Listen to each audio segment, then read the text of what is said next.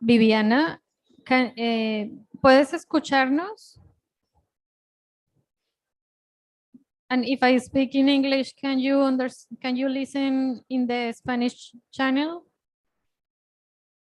No. Y si te hablo en inglés, ¿puedes escuchar por el canal en español?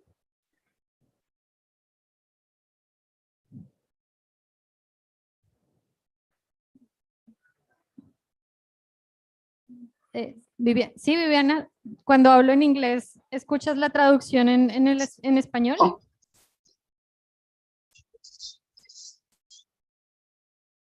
Puse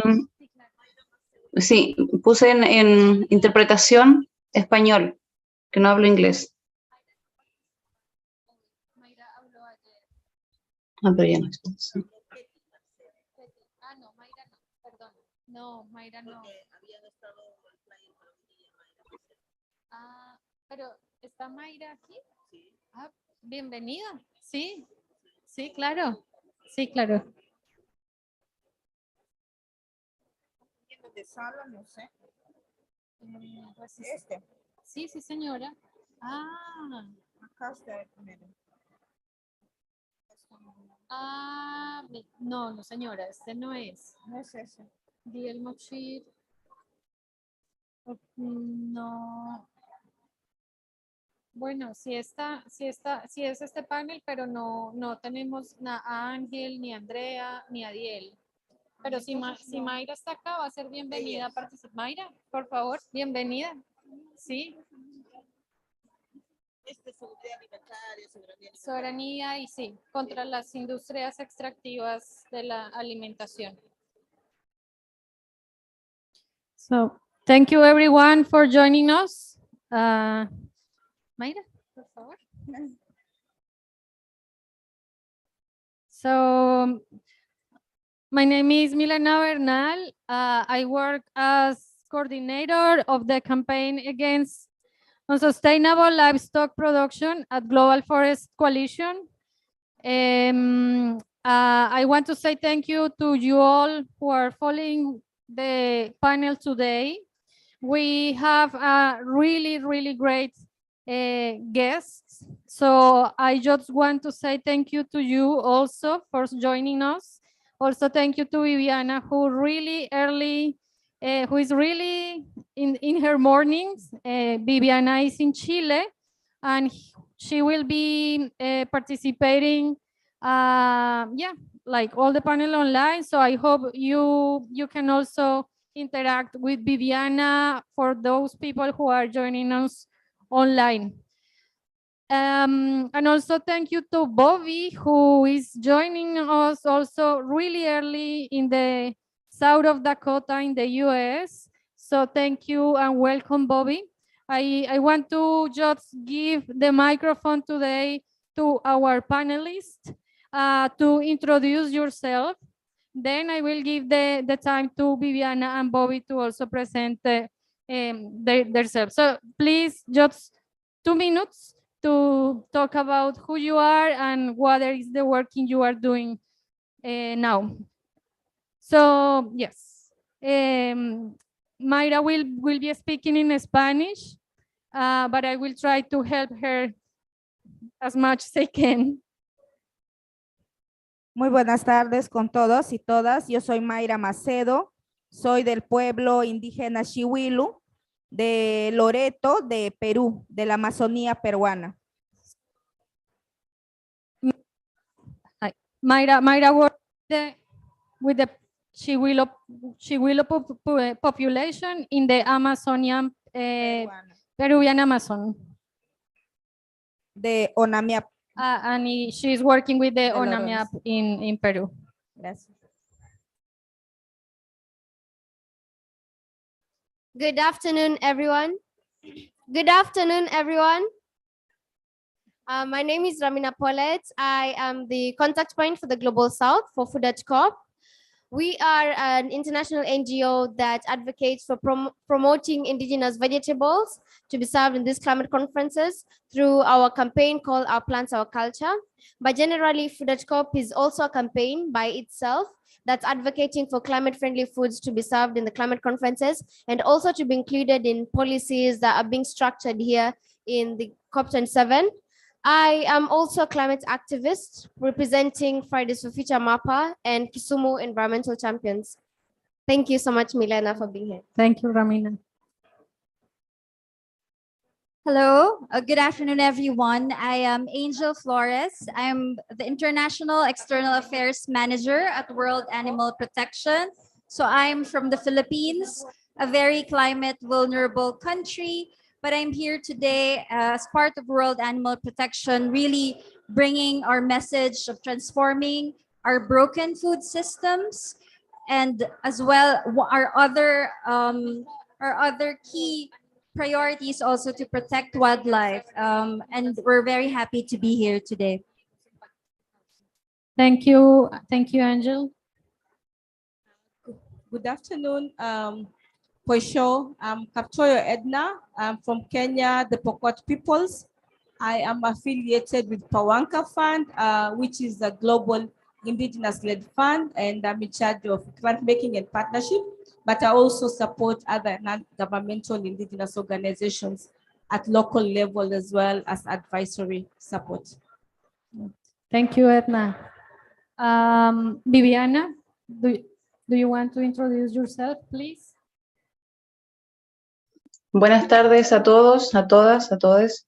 Mi nombre es Viviana Catrileo, soy de Chile, al sur, territorio ancestral del pueblo mapuche, y hago parte de la Asociación Nacional de Mujeres Rurales e Indígenas, Anamuri, Cloc Vía Campesina, Chile.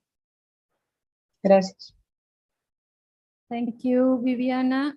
I just want to turn the English interpretation in the Zoom.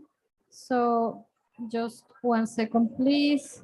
So everyone here can speak, can listen you in English. I just want to change these technical issues.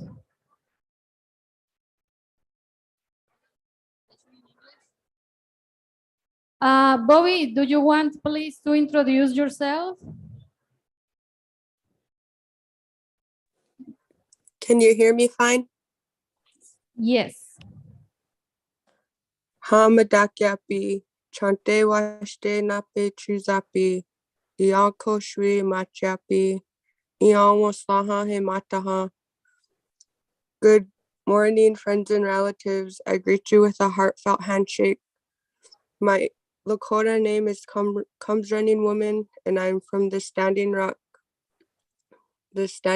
Sioux Nation, located on the South Dakota side of Standing Rock.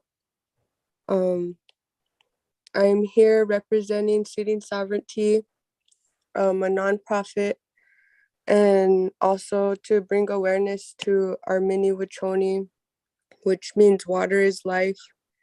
And I'm really thankful and grateful to be here on this panel with you all and to be able to learn today.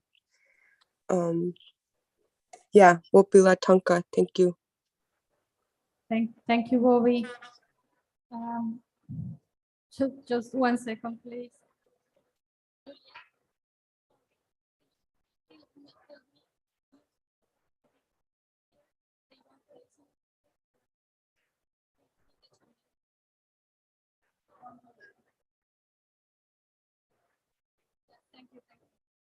Yeah. So I'm sorry. We were trying to just fix the translations. So everyone can also listen Viviana in English. But well, just want to say once again, thank you. The panel that we want to, well, or the idea of the discussion today is basically roots on what are those challenges that the industrialized production and food production system is causing in the communities we want to discuss today with all of you and listen from you. What are your perspectives about what is happening nowadays with the animal production system? What is happening with the communities? How you are facing these challenges that the industry are putting in the communities? And how do you think will be the best solution to act and to respond to these problematics? So I want to say thank you to Angel. Angel will talk about the impacts of the industrialized factory farming. She will also approach how the system is impacting directly on people's rights, but also in the animal welfare system, in the animal welfare in general. So Angel, thank you. And I will give you the slides. You have the slides. Okay, so this afternoon I'm going to talk about the two important summits that World Animal Protection actually did this year in the lead up to COP27. So the first one is the Asian Just Protein Transition in Asia Summit that we held in March. And the second one is a workshop together with African civil society organizations held in October. And essentially, these activities really wanted to bring together different civil society actors that to define the future of food, essentially. We do recognize that the current systems that we have are broken. So just to quickly go through why we did these activities talking about a just protein transition, it's really about the factory farming industry that plagues our current model of producing food. So we know that worldwide, there is an estimated 80 billion land animals that are actually slaughtered yearly for our food. And it is also estimated that of this number, 70% are actually raised in factory farms, which we know are very unsanitary and have cruel conditions for animals. What else? We know that factory farms actually impact not just the animals themselves, but also impacts humans in terms of our public health, and it also impacts the climate. 33% of global greenhouse gas emissions are from the food system. We also know that this business model of factory farming is dependent on antibiotic use, massive deforestation that actually marginalizes a lot of indigenous communities. So earlier today, we had a side event in this pavilion as well, which discussed deforestation in Brazil. And we had representatives who talked about the impact that that has made in their communities, affecting protected areas such as the Amazon and Cerrado. And what compounds the problem is that, of course, the population will continue to increase, and the appetite for meat as well is projected to increase. Just to cite some numbers, 30% in Africa by 2030, 18% in Asia and the Pacific region, 12% in Latin America, 9% in North America. So this is really a huge problem that faces us today. That planting crops to feed animals in factory farms is actually locking up land that could be used as wildlife habitats, as well as land that could be used to actually produce food for humans. So I think one way to simplify that issue is that we're able to feed 80 billion animals annually, but the irony is that we cannot feed 8 billion humans in the planet. So just looking at that, we can see that this is already undermining food security. So with that, we gathered civil society actors. And why did we focus on Asia and Africa? Essentially, we wanted to bring the voice of the global south in this conversation. Often when we think about factory farming, it's always a discussion that's driven by the global north. We wanted to see what the perspectives of the global south would be around this issue. So Asia is currently the largest meat producing region. It's accounting for around 45% of total meat production, with significant growth in the production of pork and poultry forecasted over the next 10 years. And in Asia, factory farming is already a well-established model of doing or producing food.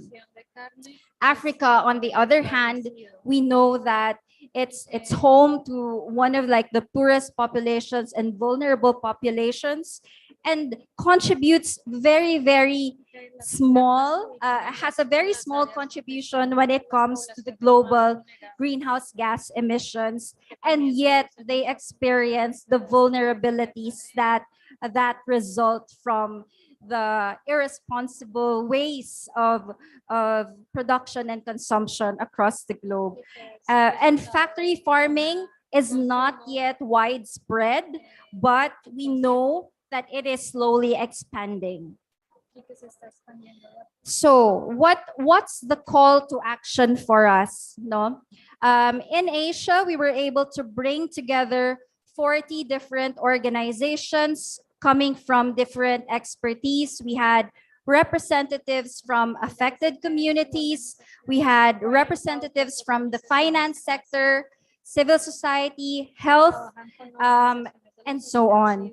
And what we came up with as part of our Asia communique is that we would like the UNFCCC to develop and support the implementation of a global, just, humane, and sustainable transition in agriculture, which means transitioning away from factory farms and increasing the global public spending on transitioning to just, humane, and sustainable forms of protein production. Second, we would like to see more investment in research to define the specific benefits of a shift to this just, humane, and sustainable food system to our climate and our economies, as well as to increase public awareness and literacy of food systems and the impacts of industrialized livestock to facilitate a diet change towards a just, humane, and sustainable protein consumption. In Africa,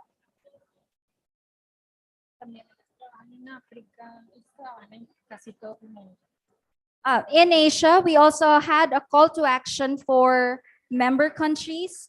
And the first one is to really stop the further expansion of factory farming to enable food justice, nutrition security, greenhouse gas reduction, and biodiversity protection.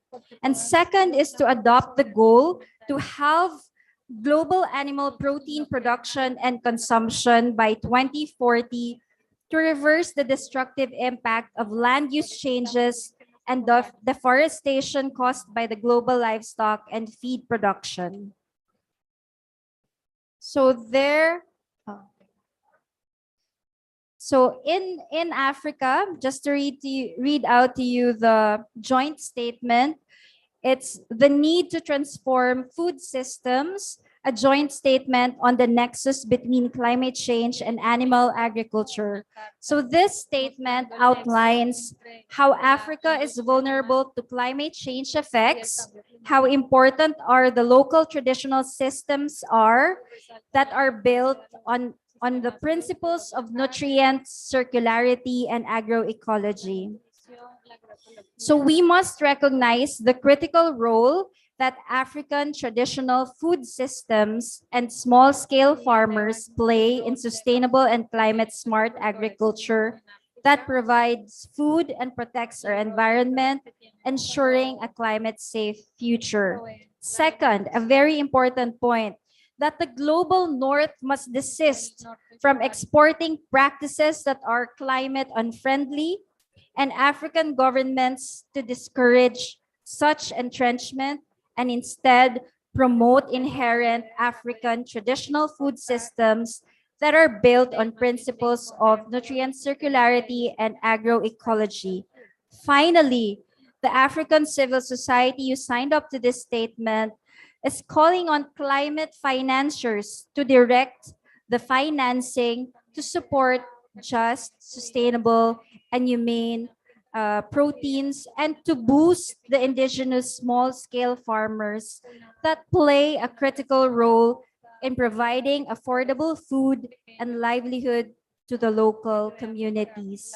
So later on, if you're interested to endorse this communique and statement, I can provide email addresses that you can reach out to. So with that, thank you very much for this opportunity, and definitely looking forward to hear the experiences of the communities that are affected by such business models that are predatory and really capitalist in nature. Thank you very much. And yeah, over to you, Milena. Yeah, thank you, Angel. And also just to highlight that, just to keep in mind that 77% of the land worldwide is used to raise animals and to plant food to raise those animals. So now, and based on that, my question is going to Viviana. Viviana Catrileo works really close with small farmers communities, with local communities in Chile and Latin America. And she is, of course, a leader in everything, well, in the entire movement against the industrialized system. So, Viviana, how do you see the role of small farmers in the action, or at least in the counteraction, or sorry, how do you see the role of small farmers to counteract the industrialized production system in Latin America?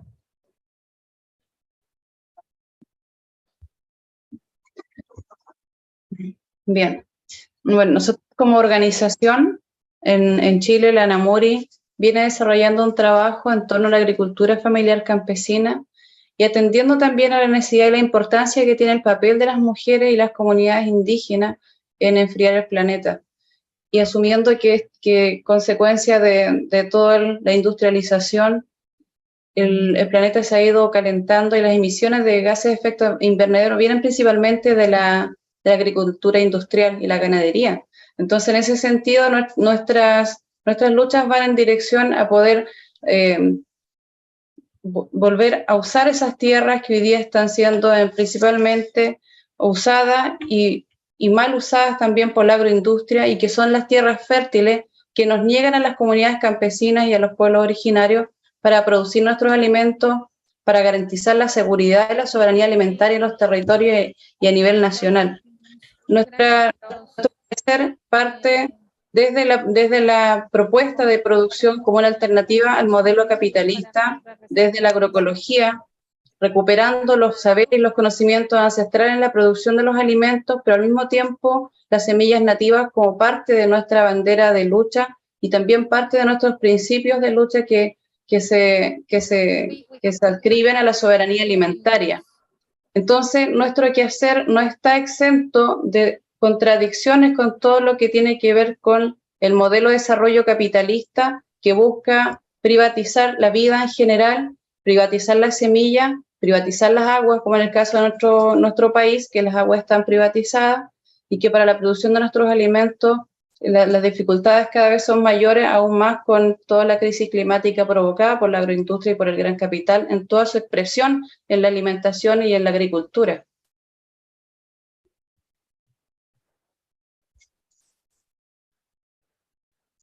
Thank you. Thank you, Viviana.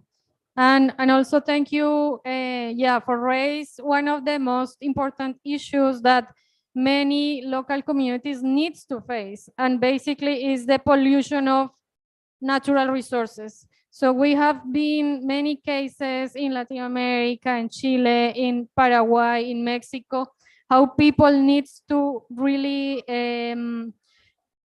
face in a difficult situation, how like the results of industrialized production, animal production. In the case of Mexico, for example, there has been also there are experiences of communities who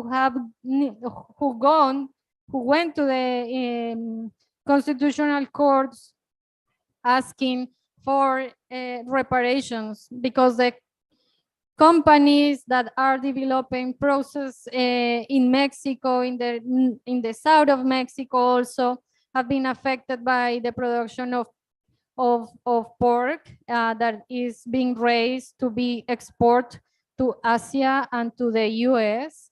So this is one of the main impacts, the water pollution. So I want to, with this in mind, introduce Bobby's perspective. I know Bobby have been working with the communities in the south of Dakota to raise these concerns related to the impacts of the industrial and the extractive model production, not only from factory farming, but also from other industries.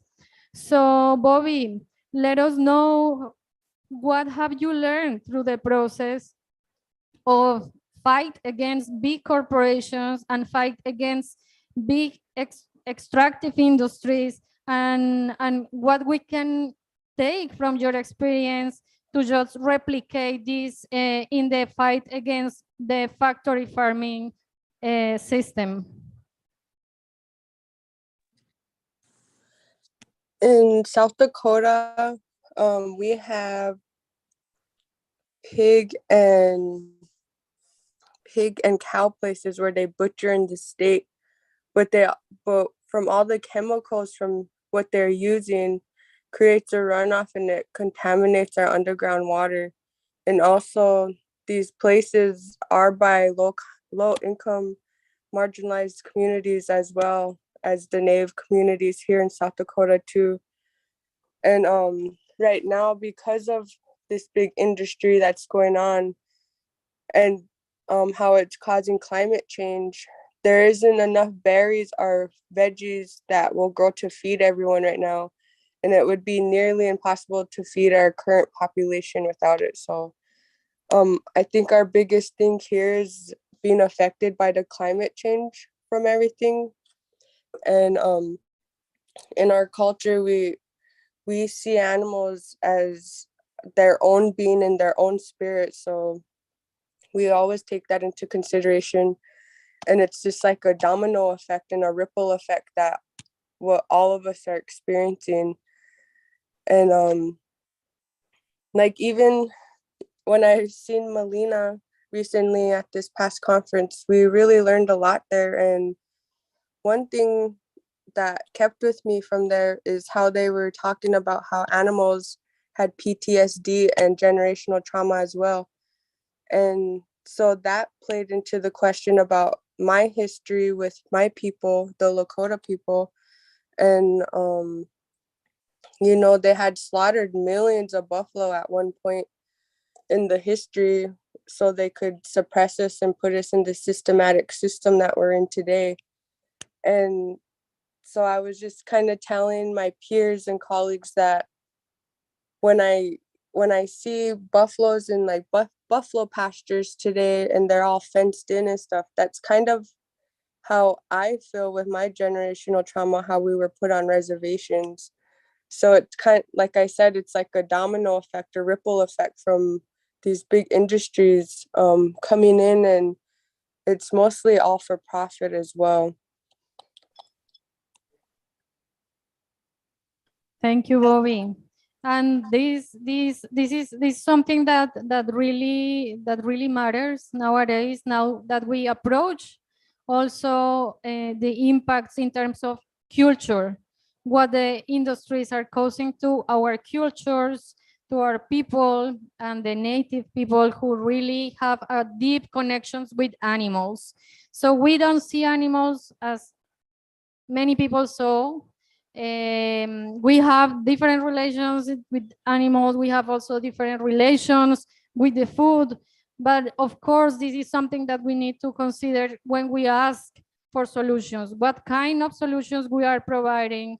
And do we really need to change the consumption habits in general? Do we need really stop consuming meat, all of us? What do you think, Edna, about these solutions about meat consumption in the world? Thank you, and I appreciate the comments made by other panelists. I'm a Pokot pastoralist. I was raised in a pastoralist community, and I know I've also had the opportunity to also interact with other indigenous pastoralists from Africa, even from Asia. And one thing that stood out, we manage and we live in really harsh ecosystems. And this ecosystem that cannot be sustained by other livelihood systems. Farming is not possible in most of my community, like among the Pokot. Nearly 70% of my peoples depend on mobility and transhumans, and of course, a few could do agro-pastoralism, but also semi-nomadic. But then this is a livelihood system that has sustained us. And so walking into this conference daily and seeing let's all be vegan and with my indigenous brothers and sisters who are pastoralists, they say the cows already ate our vegetables, so we already grass-fed, but as a joke. But I think one important thing is to highlight that pastoralism is really a production system that is important for the dryland landscape. And of course, the production system itself is sustainable in terms of how we manage the landscape, how we also get the foods from our livestock, how we get use the feeds or the natural resources, as well also how we also produce slowly the food from it, the byproducts. We have our traditional cheese, our milk, but this is also all sustainable livelihood that are also linked to how our cultures are, and it's important for the sustenance of my culture. My people, my mother comes from another clan, so my father from another clan, and each clan is identified with a specific cow. Each species is from a particular clan. And so I think in terms of pushing the idea that we should also all be vegan, that we should not all consume meat, they should look first at where is the consumption first. I mean, I think the biggest percentage is where is the consumption, where is the production coming from in the first place?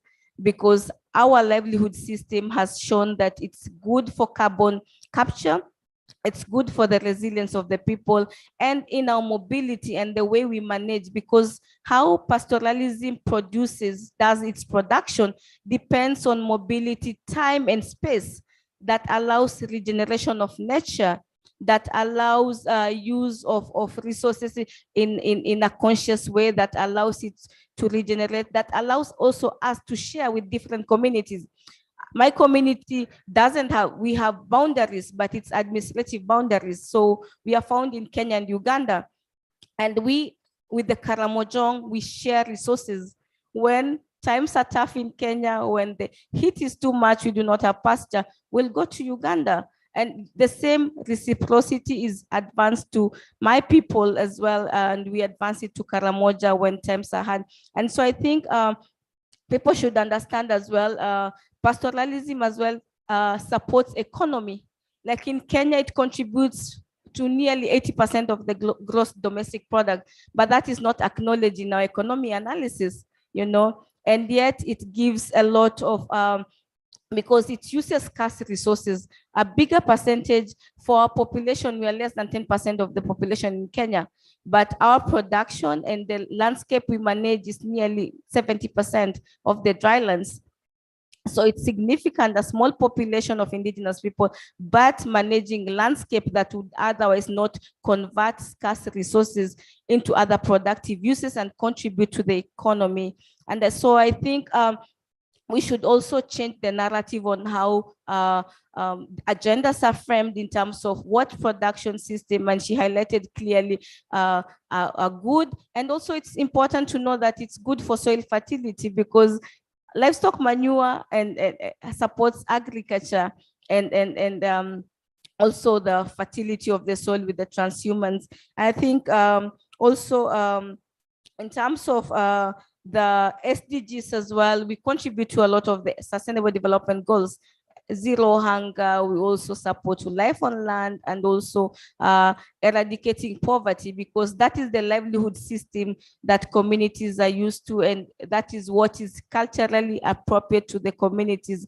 And I think the agenda as well has been to push for sedentarization, which also is part of a production system that is not sustainable to us, because then when you don't do mobility, you don't use your cultural way of managing the landscape. Yeah, so thank you. Back to you.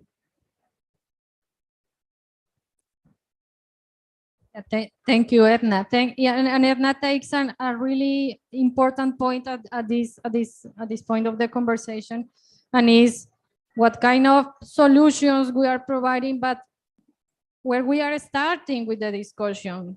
So where is the problem? In the production, in the consumption? Is the problem of an entire food production system? Who has the responsibilities? So we need to take many views, many perspectives when we propose for solutions. And of course, we need to see the entire system as something that we need to solve from many aristas. So I know that, for example, in Kenya also, communities are also impacted, not only for these big meat production corporations, but also because other impacts that are affecting directly the accessibility to food in a sustainable way, like communities used to survive, well, to live, to sustain their life based on fish, based on like not practices on fishing. And I know, Ramina, you have been facing many problematics in terms of keep these sustainable livelihoods practices. So can you let us know how do you deal with these additional challenges that the entire system is provoking in Kenya?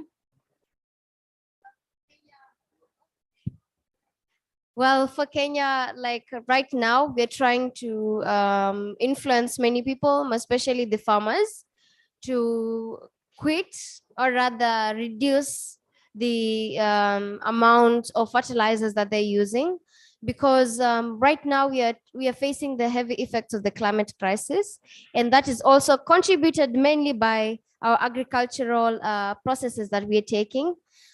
Speaking about like overview of all the animal production, the food production, we've been facing different challenges. When you're speaking about like the production, there is the accessibility to manure, organic manure. Right now, even agriculture actually is rain-fed in Africa, and that means that a lot of us are highly dependent on the rain, and that means that even if we're trying to look for more resources, look for more fundings for like enhancing the production of our food, then that means that we are actually on the dead end. Speaking on the Kenyan view, we have different parts. I could say I'm also coming from the lake where we have fish. I'd like to start with the fish first. We are actually facing some attributed pollution by sewage, actually. So it's a really tough problem for us, especially when you're speaking about overfishing, speaking about oil spillage, sewage spillage in the Lake Victoria. We have like extinction of indigenous fish because of that. Then we also have like the invasive species that are inside the lake that are leading to the decrease of the fish. And many communities, most especially within the East African region next to the Lake Victoria, highly depend on taking in the fish as a source of food and even a source of economy. I'd also like to say that with the places that mainly next to like the forest, and their main thing that they usually do is actually farming. We have different stages of farming and different kind of articulate processes engaging with that, especially when we're speaking about like the production and the consumption. We're having a difficult problem in terms of phasing out industrialization in our country, because people are running so much to gain like an economic, trying to gain some money from the farming. And also right now we are experiencing the overpopulation even in Africa generally. So there's a lot to consider when speaking about industrialization. We are trying to come up with more solutions that would actually contribute towards solving the whole food system issue in our country, since we are one of the best leading tea making country. So that means that we have to touch on different bases, be it economy, be it climate change, and even the way that we are trying to face up towards 2030, rushing into developing.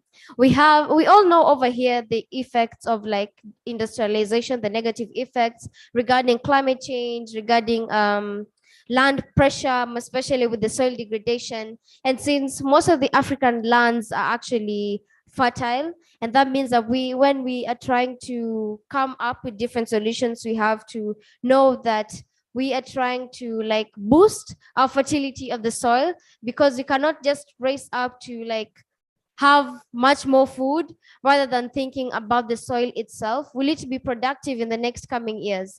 That's why we're trying to bring in some kind of a conversation and discussions even within this kind of space to speak about it, because I know we have farmers over here who are actually in the COP27, and they're trying to push on the Coronavia statement, because even with the discussion in COP, if you're really keen, agriculture has been one of the major topics that are not actually spoken about. So we really think that it would be very best for us to try to push this and even push on for deindustrialization in our own countries. Yeah. Thank you, Ramina. And thank you also for providing these great insights on how we will solve the challenges and what we are putting also in the communities, because we are also pushing for agroecology, for example, agroecology practices, but we are forgetting that there are other causes that have not been discussed. The access to land, for example, in the world is really reduced. How we will provide solutions if we don't have land to do it? How we will plant if we don't have land? How we will provide better livelihoods, or at least better solutions, if we don't have women engaged in conversations, if we don't have really intergenerational conversations? But also there is something that we are facing, and it's something that is happening also here, is we have many barriers to access to the information and to participate. So, and many of what is happening and what we want to invite you to reflect is, what are those solutions and what the people is doing that is not being shown there. Like the solutions used to be around the big technologies providing solutions without taking into consideration that people are developing practices in a sustainable way. So Mayra from ONAMIAP is also joining this panel. She will speak in Spanish, but the idea is that this could be recorded, and that we can also get access to the recorded later, so you can listen in English if you want. But Mayra wants to share with us how they are basically facing the the challenges and yes, the push of the big corporations to just continue taking the land for big purposes in the industrialized terms.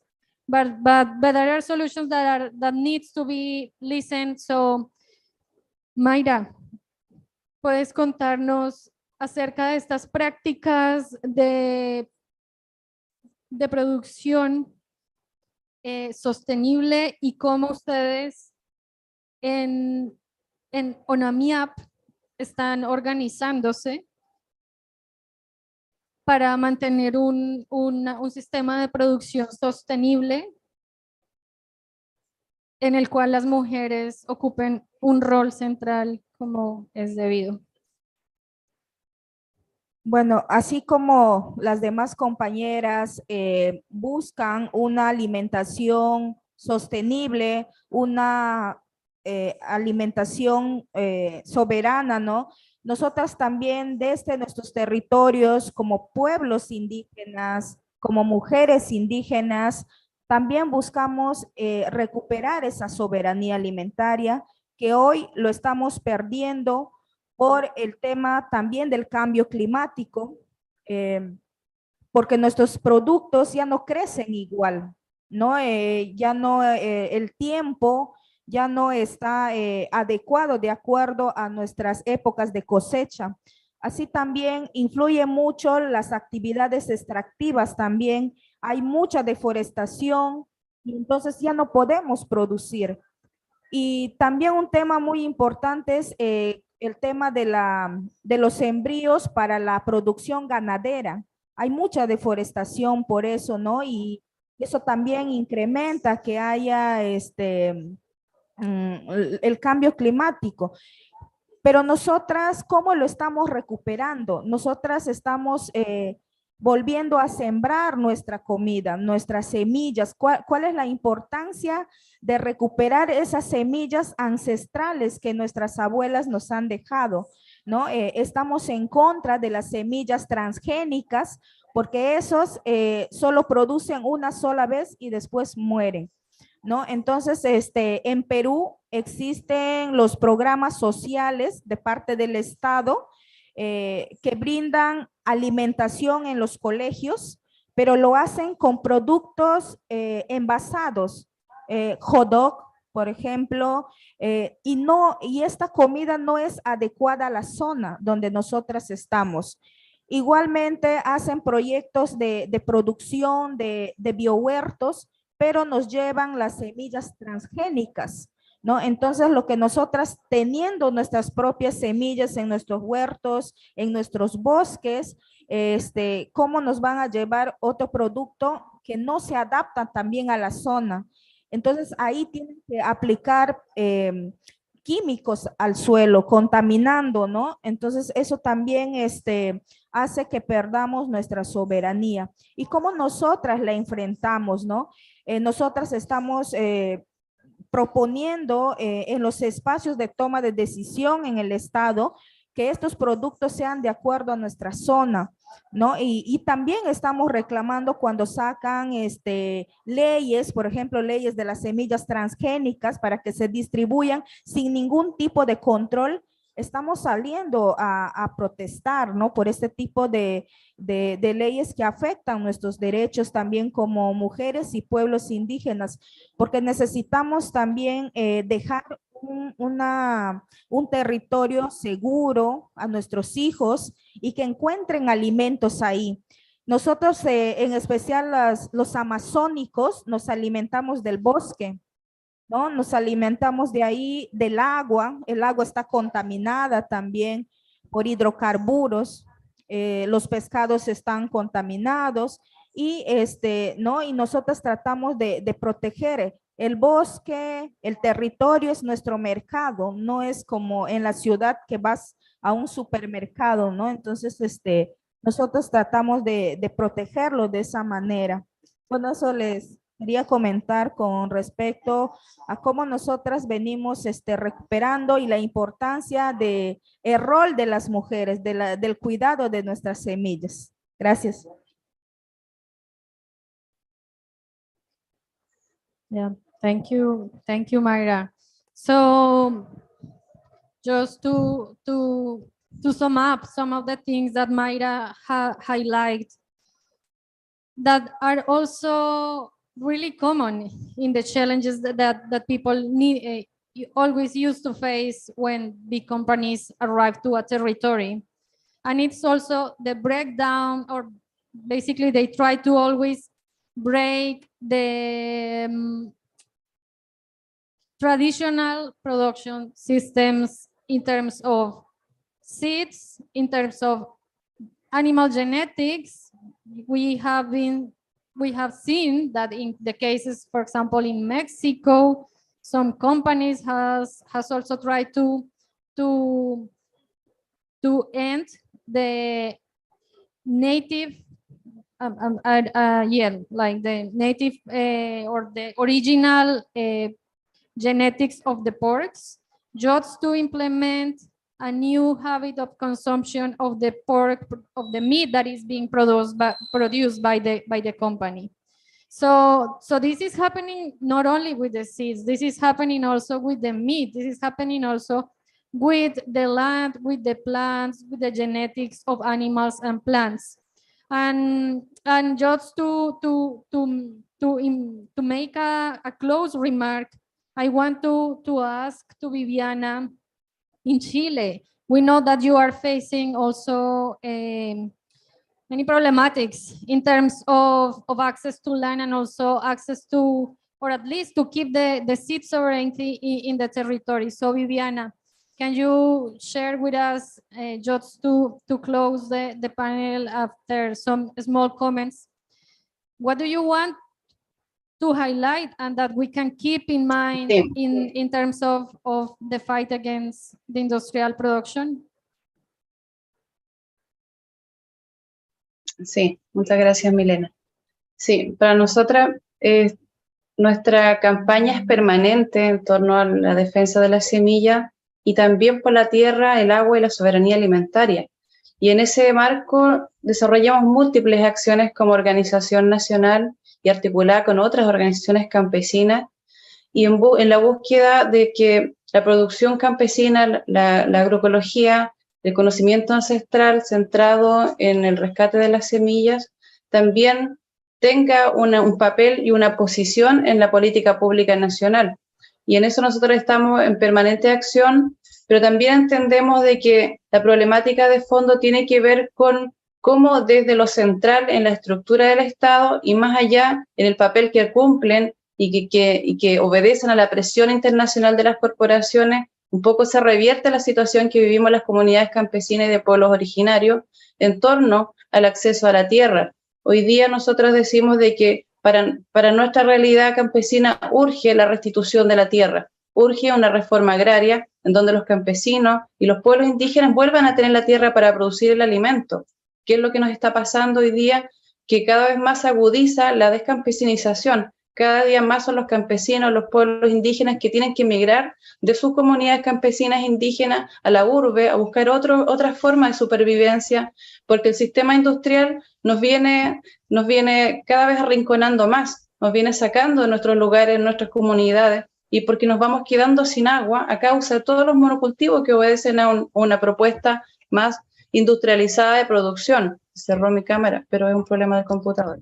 Entonces, para nosotros es clave hoy día recuperar la tierra para quienes la van a ocupar para la producción de los alimentos y no solamente pensando desde una mirada y desde una perspectiva indígena en la producción del alimento en la tierra, sino que también cómo recuperar esa vida comunitaria, vida campesina, la identidad de los pueblos originados ligada a la tierra. Y para eso es importante también valorar el papel que tenemos las mujeres y los pueblos indígenas en esta relación de vida comunitaria, en esta vida ecosistémica, donde vemos más allá de la producción, también nos encontramos en la búsqueda permanente del equilibrio con la biodiversidad como parte de la propuesta para recuperar un sistema de vida alternativo al que nos vienen ofreciendo o que se nos viene imponiendo en nuestras comunidades, en nuestros territorios. Entonces, es clave para nosotros recuperar la tierra, recuperar y restablecer también la armonía del suelo, porque hoy día la tierra está y el suelo está muy dañado producto de la producción industrializada o el paquete tecnológico que nos han instaurado y que no ha salido de la política pública y el que tanto daño nos hace para la producción y también para recuperar la vida del suelo, la materia orgánica, y a la vez relacionado a la tierra, la restitución de la tierra, es fundamental también poder establecer que los agrotóxicos, los venenos, los químicos ligados a la producción desaparezcan, porque sabemos que eso también produce tremendos efectos que van en la dirección de seguir calentando el planeta. Entonces, buscar nuevas formas de enfriar el planeta tiene que ver también cómo restablecer ese papel que tenemos los campesinos, las campesinas y los pueblos originarios en torno al uso y el cuidado de la tierra y el medio ambiente. Gracias. Thank you, Viviana. And also thank you for joining us until the end of the panel. So I will give you each of you 2 minutes, just for closing remarks. But before give you the microphone, I will invite Bobby to just highlight something that you want to share with us, Bobby, about what key messages do you want to leave today?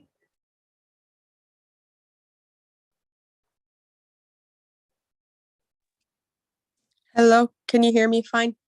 Yes.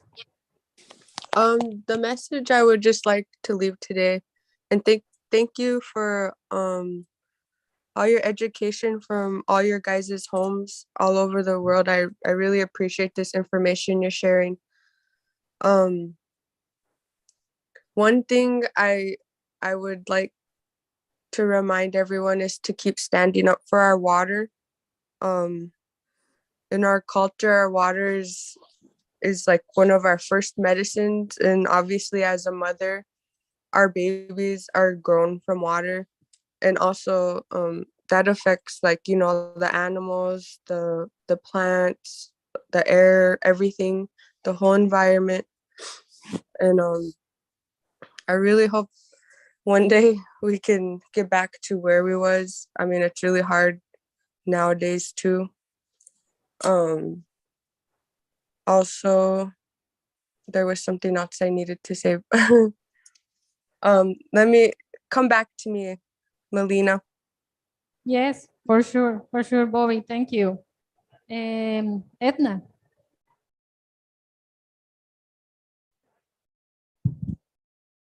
I think it's okay. Yeah, I think in terms of how we move from here, my one message is that we all need to advance message that people need to treat nature with respect that shows integrity, and that's through really supporting these traditional livelihood systems that are doing productions and also managing the ecosystem in a resilient way, and also in ways that relate with nature as not only separate, but also part of us. And I think that's the key message we've had. And I think within these spaces, as Indigenous people, we have within the UNFCCC itself, the local communities and Indigenous people's platform. And I'm a facilitative working group member, and our mandate as well is to really ensure the integration and enhancing capacity in terms of understanding of these traditional practices rooted in our knowledge that is good for the climate resilience, not only for our communities, that all the globe could learn from. And I think that's what I take from here and what I also promise to continue doing. Thank you. Thank you, Edna. Angel? I think for me, the big question is, where do we go from here? So we've opened a lot of conversations this week, last week, around our food systems and how we would like to transform them. So for us, I think the challenge is, how do we strengthen our collective voice and bring that voice to bring more momentum and power within these halls, which are often dominated by the common voices. We also know today we're talking about deindustrialization. And we know that there is corporate capture of these policy spaces as well. So our task really in moving forward, the science is clear. Our experiences have already shown what works and what doesn't. But those that need to move are not moving. So we need to really get our act together as well as a movement so we can move further this discourse. Thank you, Edna. Ramina. For me, what I'd like to say is perhaps let's continue with advocacy on sustainable food systems, most especially in the climate conferences, so that we can push on this agenda to be one of the major topics that will be discussed together with the negotiators and even the states of head. Thank you, Ramina. Muchas gracias por la invitación. Bueno, desde todos los espacios en que nos encontramos, vamos a seguir luchando por nuestra soberanía alimentaria, tanto como mujeres y pueblos originarios y las demás compañeras, ¿no?, que están en otros países, y nos podemos dar cuenta que el problema que nos une es eso, ¿no? Este problema es a nivel mundial y cómo debemos enfrentarlo y cómo también es ese reto que nos queda, ¿no? El trabajo que debemos seguir haciendo, incidiendo y proponiendo también acciones en bien de nuestra comunidad, de las personas que estamos también en los territorios. Gracias. Yeah. So thank you, Mayra, and just to invite you all to continue working together. So thank you all. Viviana, Bobby, Mayra, Ramina, Angel, and Edna for joining us today, and also thank you for who shared the time with us. The invitation is to continue working together despite all barriers, despite all corporate interests behind these systems, and just work together as women. And thank you. Thank you. Thank you, everyone.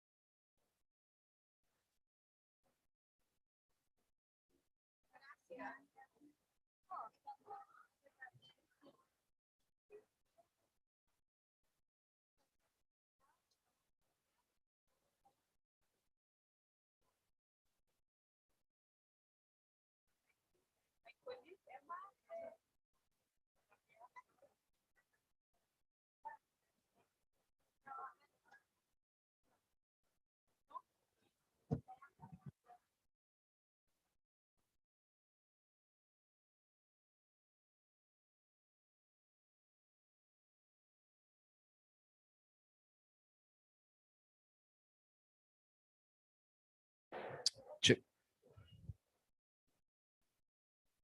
Check, check. Check. Hello, it's a check.